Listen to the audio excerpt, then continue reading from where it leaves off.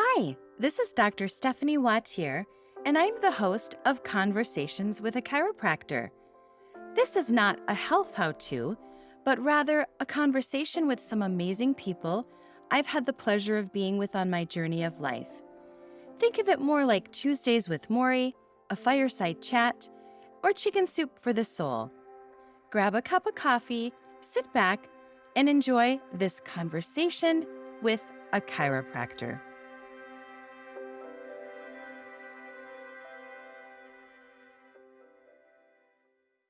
Hey there. Today on Conversations with a Chiropractor, I am joined by Dr. David Moore. David is a chiropractor, he is a professor, he is a digital creator, and he is the inventor of a system called the Brain Body Balance Basics Academy. Dr. Dave, thank you so much for being here. Thank you. It's a lot of stuff. I'm like, wow, it sounds pretty impressive. I had a lot of free time, I guess. Yeah, Brain Body Breathing Academy. So thank you so much for having me here and allowing me to just talk about this. It's just kind of a passion project for me to help people in this way. And I love what you're doing in this podcast. You're doing some great work and getting this information out to the masses. So thank you for what you're doing. Thank you for being here. I want to go all the way back to why you decided to become a chiropractor. Were you an athlete? Did you grow up seeing a chiropractor? Yeah, so luckily my family had been going to chiropractors before, when I was a kid, and I always had some neck issues growing up.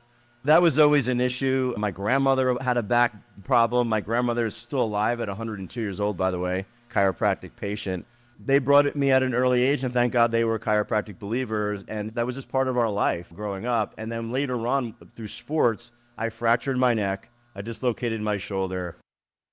I hyperextended my knee, my whole left side through sports injuries, and then I got hit by a car on the left side, all before I got to college. So all of those things, I had an intimate relationship with my chiropractor. My mom worked for a chiropractor, Dr. Ken Willos, who one day just said to me, I didn't know what to do with my life, and he's like, you can do anything you want to do. You should become a chiropractor.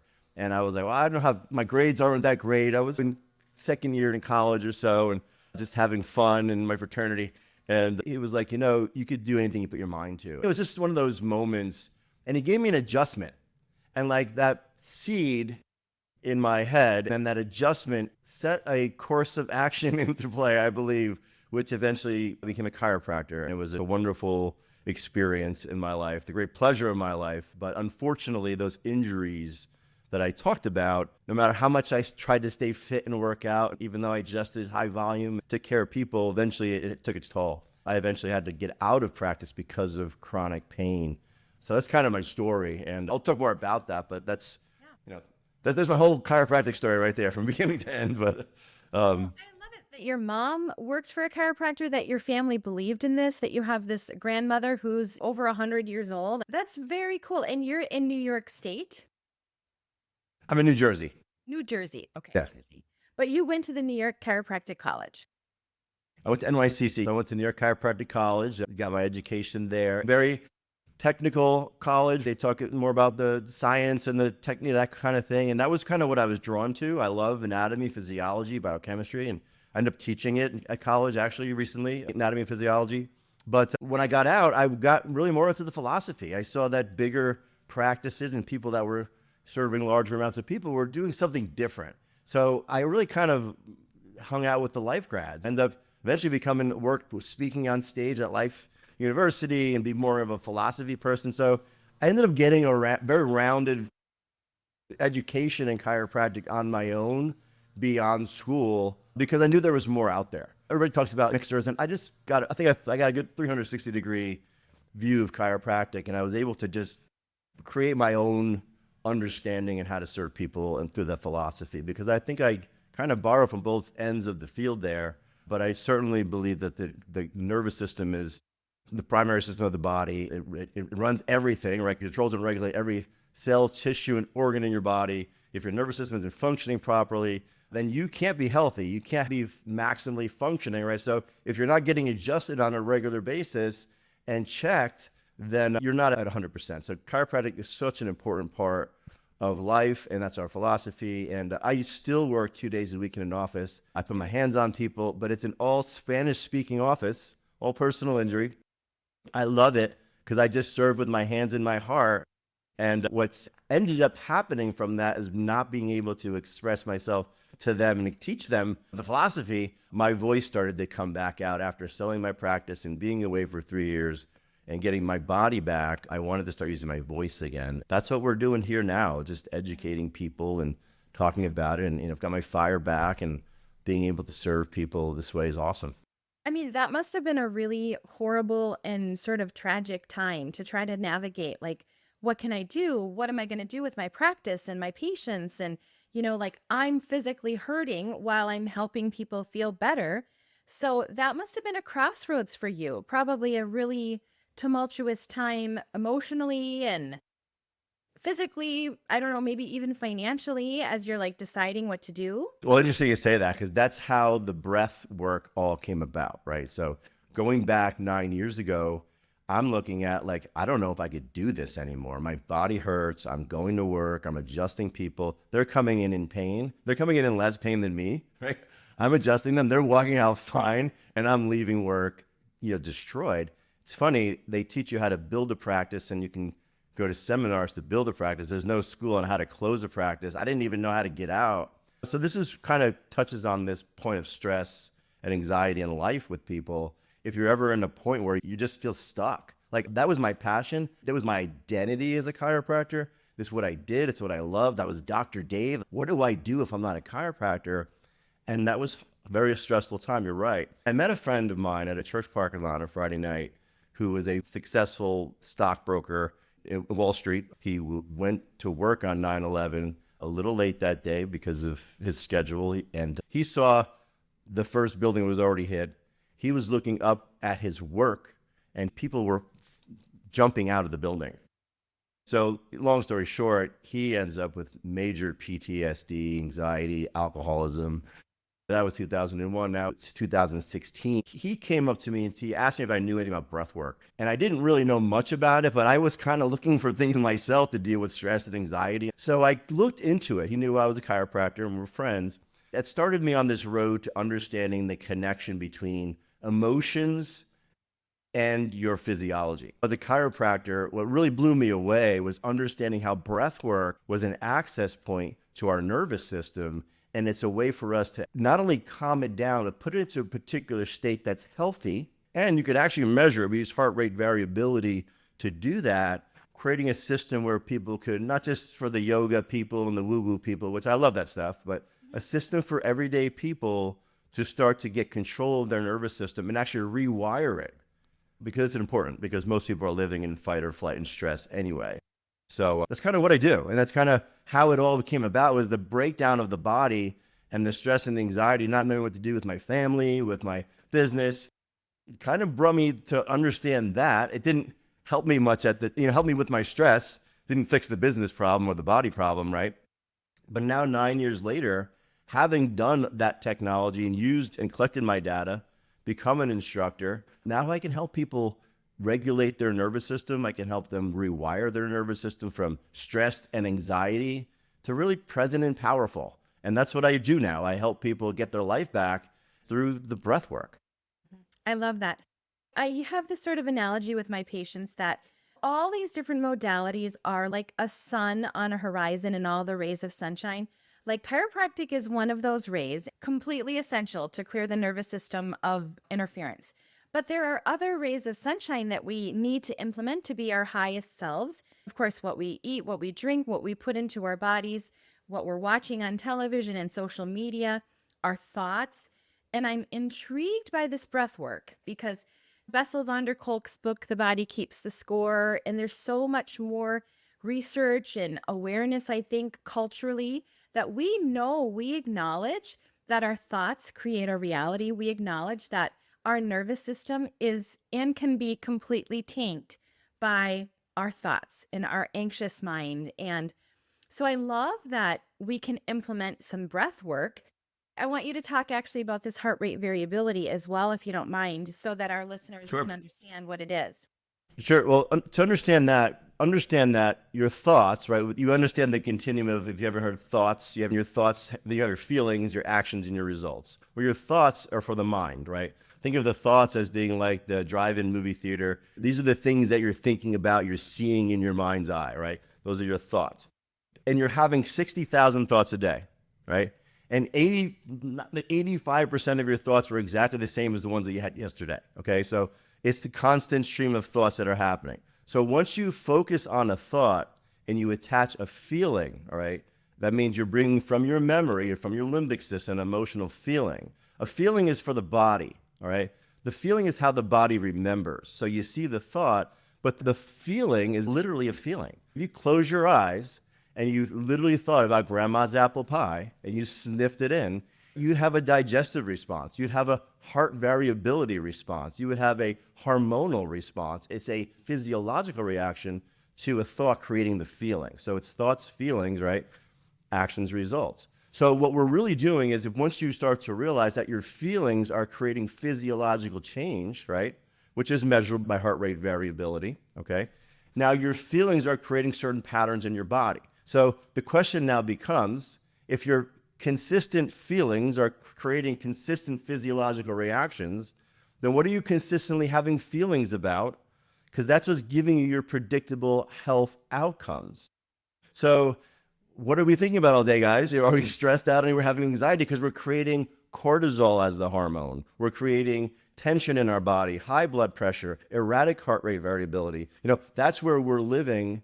And unfortunately, that was not supposed to be where we lived. That's supposed to be an event. All of those things are important for us to serve us in an event called fight or flight. And it's an event, right? Not a lifestyle, right? Yes. When we're on this side of the fence, we're creating DHEA, which is a healing hormone, oxytocin. You are creating a coherence in your nervous system, different digestive reaction. You're healing. So the thing is, we're supposed to be living here, and that's where we'd have different health outcomes, but we're living here. Most people's chronic illness, disease, issues, complaints, and symptoms, believe it or not, are coming from their feelings. Most people think when they feel crappy, they feel physically bad, they have bad emotions, but they don't realize what most of the time it's happening is their emotions are driving how they're feeling. And that's really where the heart rate variability comes into play, because we could not only get people to do the breath work, but we can train the emotion to get them into those higher levels of coherence.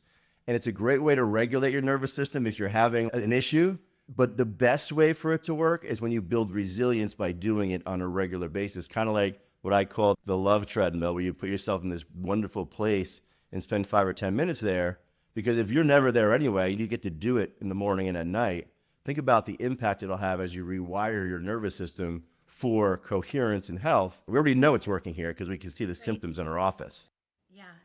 Oh, and I think so many of us in this Western culture world, we're workaholics. I have 2 busy teenagers and a practice that I run, and I co-own another business, and I'm seeing patients. From the minute that my alarm goes off, I'm like, okay, I've got to do this, and I've got to give the dog the pills. And I completely acknowledge this. Like, I am living in fight or flight, and I've done my own work and, life coaching, but I will be honest that I've never done breath work. So I'm intrigued by this. I'm intrigued how it can change neurology.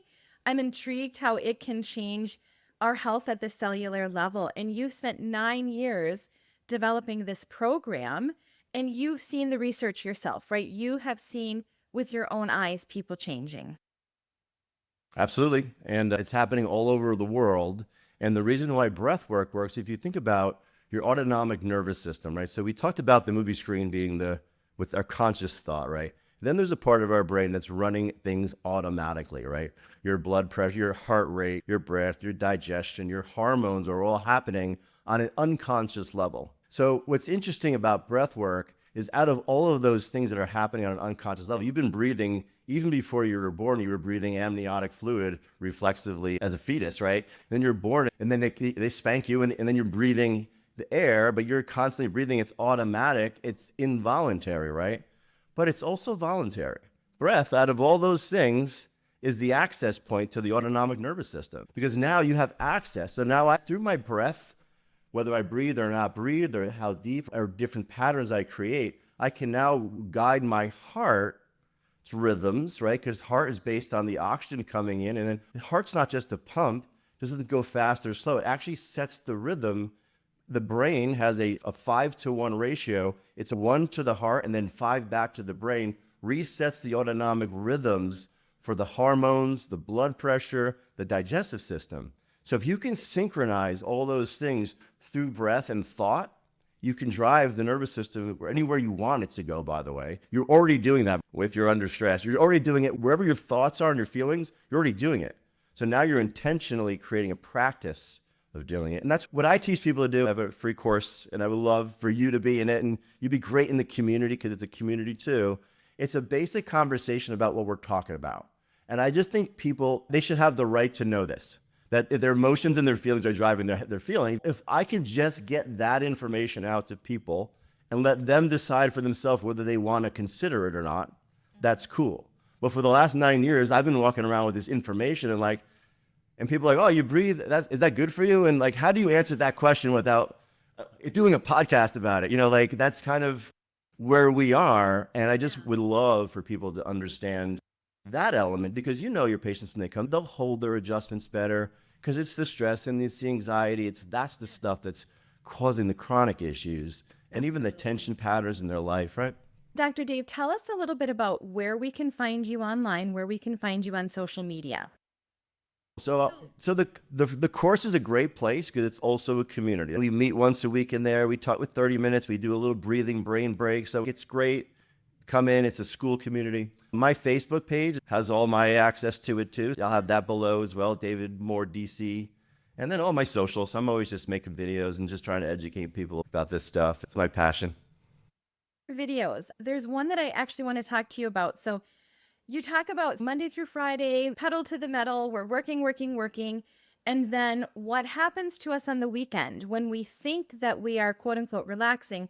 Some of us maybe are more weekend warriors than others, but you had a video about that. Can you speak on that a little bit about that? Yeah, so if you think about this concept of the physiology of stress or the biology of stress, what's happening? And even this affects your sleep. It affects, if we're cranked up on we're American, Monday morning, we're coffee.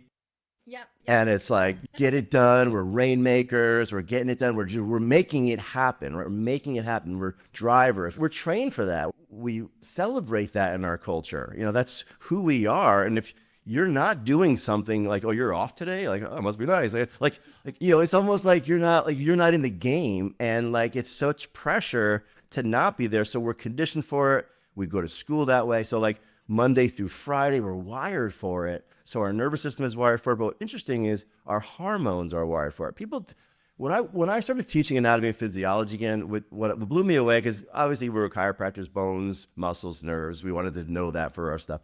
But then understanding how hormones work and even blood vessels work, but hormones in particular, once you start pumping hormones in the system, it's your pharmaceutical factory, right? You're pumping adrenaline, you're pumping dopamine. Think about it. When you go to your waiting room, what are they all doing? They're on their phone because they can't stand to sit there and be quiet.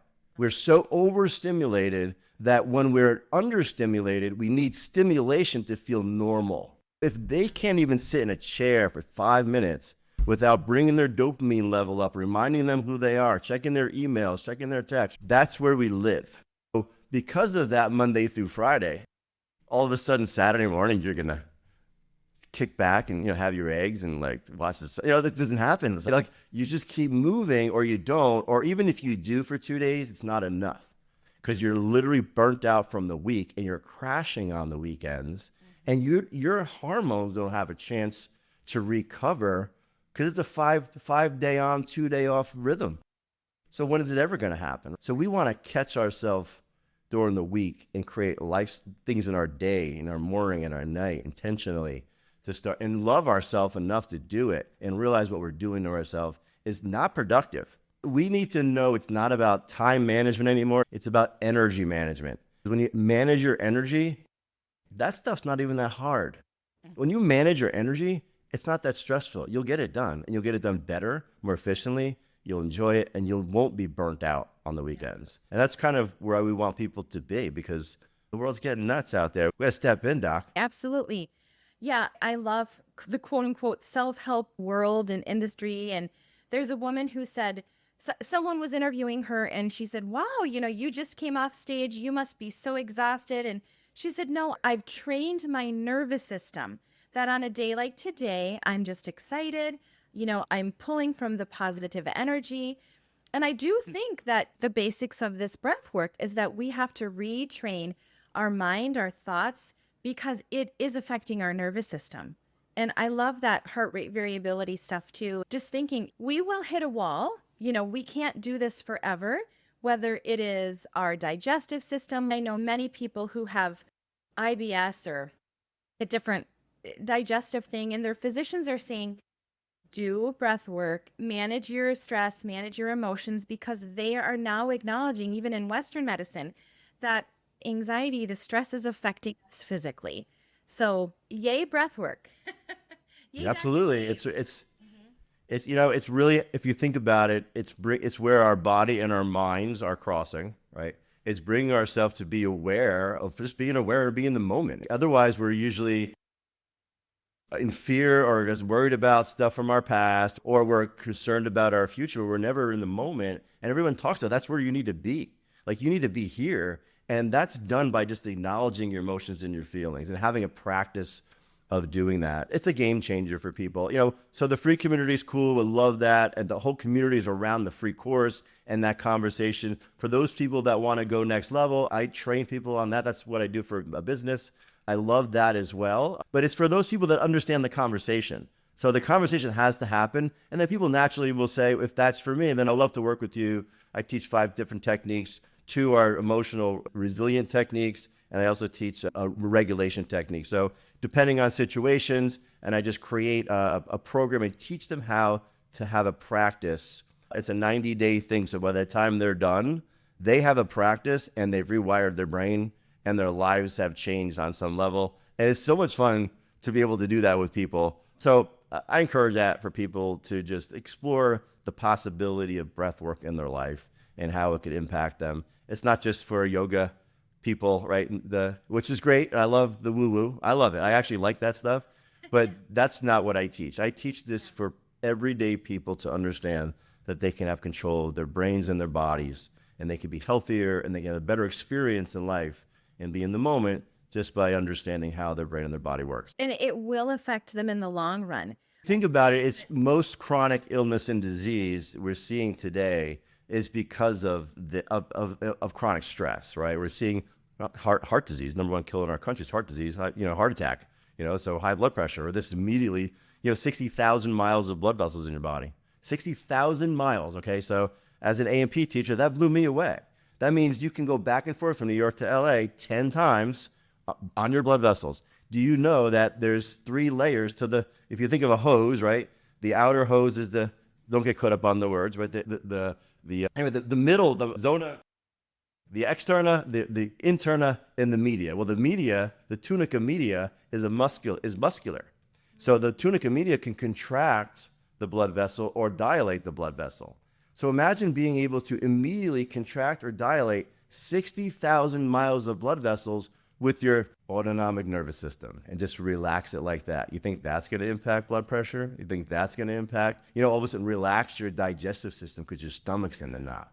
You think that your digestive sickness and the pills you're taking are most likely trying to counteract what you could be doing by balancing out your autonomic nervous system through breath work and getting your adjustments. I mean, if you just start doing that and maybe drinking some fresh water, stay a little hydrated, I bet you a lot of people, their lives would change, right? And we're talking about simple things, get out in some sunlight, go barefoot outside on the ground, like get out and just like be the animals that we are instead of these robots in front of computers that are like attached to technology. Let's just let our heart become one with like the sun and earth and breathe, as opposed to like, oh my goodness, what is the president and the vice president and this person and that, and like, come on, man, like they're programming us so they can be so high wired that we'll do anything they want us to do. Free yourself up, love yourself enough to realize that your brain and your body and your consciousness are yours. It could be an experience that you can guide, as opposed to having other things guide you, right? Find the things that you have love for and passion for. Bring them into your life and your thought and your breath work and your day. We get to go see patients today. That is awesome. We get to put hands on people today. We're doing this podcast at 8 o'clock in the morning, by the way. We're fired up to go take care of people because that's what we want to do, because we want to see the world change, and we know that we're going to, on a small level, one person at a time, put our hands on people, have a conversation, probably a hug or two, and just our fist pounds and just go get those people better and get them happy and give them hope and life. And that's what chiropractic's all about. Dr. Dave, you are truly an inspiration. I am so excited to start this breath work with you, and I'm excited to share this with our listeners. We will have all the links in the show notes and on my social media posts. But thank you so much for your authentic passion and your desire to really change the world. You are doing it, and I thank you. I appreciate you and your leadership. BJ Palmer, the son of the founder, DD, he had the radio station. It was all about getting the word out to people. The fact that you're taking the leadership to talk about what you love, to help people from your heart, is an inspiration. I appreciate you allowing me to be part of it today. Thanks, Dr. Dave. You're welcome. Have a great day. Thank you so much for listening. If you've enjoyed this podcast, would you please rate it, review it, like, or subscribe? You can find me on social media at wautierwellness.com, Dr. Stephanie Wautier on Instagram, or Wautier Wellness Chiropractic and Massage on Facebook. And I'm so curious where your next conversation will take you.